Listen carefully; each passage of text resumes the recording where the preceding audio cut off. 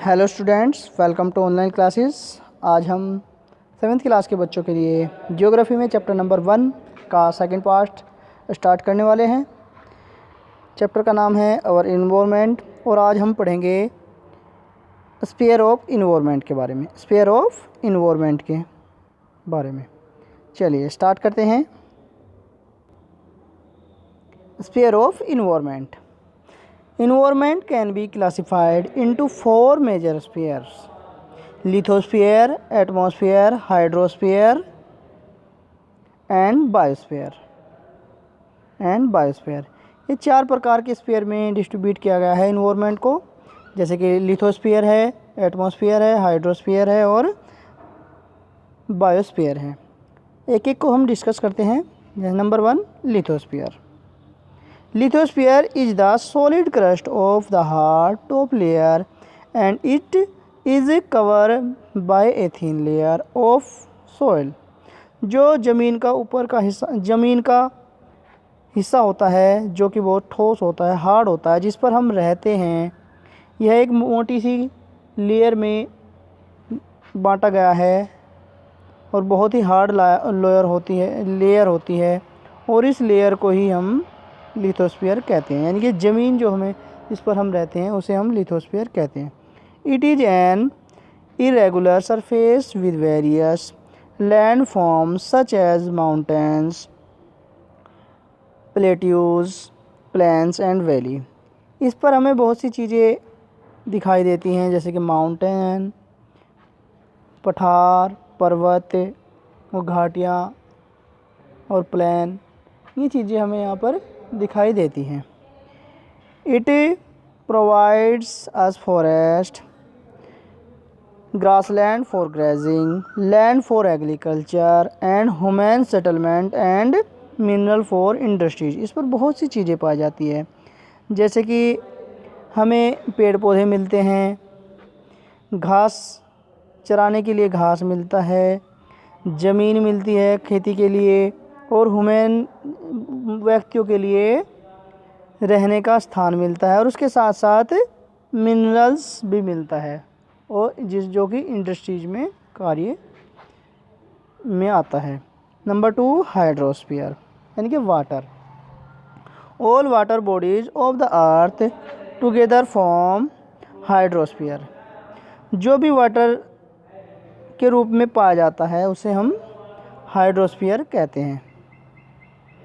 All form of precipitations like ice, snow, rain, etc. ये किसी भी फॉर्म में पाया जा सकता है, जैसे कि आइस में, स्नो में और रेन में। सभी रूपों को हम हाइड्रोस्फीयर ही कहते हैं। Are also part of hydrosphere. ये सभी के सब हाइड्रोस्फीयर के पार्ट हैं। Hydrosphere is essential for the support of life on this planet. Hydrosphere ही बहुत ज़रूरी है जीवन को चलाने के लिए इस प्लेनेट पर। About 70% of earth surface is covered with water and most of it is in the oceans. लगभग 70% पृथ्वी के ऊपर पानी पाया जाता है और इससे ज़्यादा से ज़्यादा पानी ओशियंस के अंदर पाया जाता है, समुद्रों के अंदर पाया जाता है। Only a small portion appear as fresh water which is found in river, lakes and ground water। केवल छोटा सा पार्ट ही फ्रेश वाटर के रूप में होता है जो नदियों में, झीलों में और ज़मीन के अंदर पाया जाता है। अब देखते हैं एटमॉस्फेयर के में। Atmosphere is the thin layer of air that surround the earth. जो अर्थ है, अर्थ के ऊपर जो बहुत मोटी लेयर है, जो एयर की लेयर है, गैसों की लेयर है, इसे हम एटमॉस्फेयर कहते हैं। यानी कि जो गैस हमें दिखाई देती है, दिखाई तो नहीं देती, लेकिन जो गैस की बहुत मोटी परत है, इसे हम एयर के नाम से जानते हैं, एटमॉस्फेयर के नाम से जानते हैं पृथ्वी के ऊपर। It is a mixture of different gases and surround earth like a thin blanket of air. यह अलग अलग गैसों का मिक्सचर होती है।